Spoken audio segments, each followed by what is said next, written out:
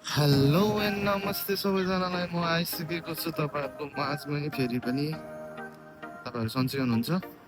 आशा छ सबैजना सन्चै हुनुहुन्छ। म चाहिँ आज घरमा सरहालको सामानहरू सकिएको थियो, म सामान लिन जाँदैछु। अनि म तपाईँहरूलाई एउटा कुरा के भन्न आएको भने, मैले अब युट्युबमा पनि बिस्तारै अब अगाडि बढ्दै जानेछु।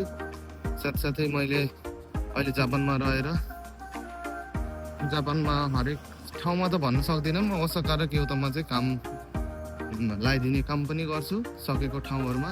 यदि तपाईँहरूको भाषा छ भने चाहिँ म कामको पनि हेल्प गर्नेछु। र तपाईँ जापानबाट नेपाल जाँदै हुनुहुन्छ भने पनि म टिकटको काम पनि गर्छु। मैले टिकट लगायत तपाईँ जापानमै बसेर रुम सर्न चाहनुहुन्छ अनि तपाईँलाई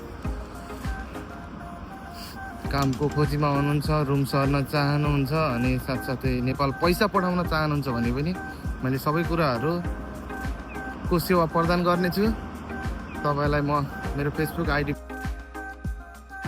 पनि यहाँ राखिदिएको छु, हेर्नु होला। अनि तपाईँहरू मसँग टच भएर तपाईँहरूलाई सेवा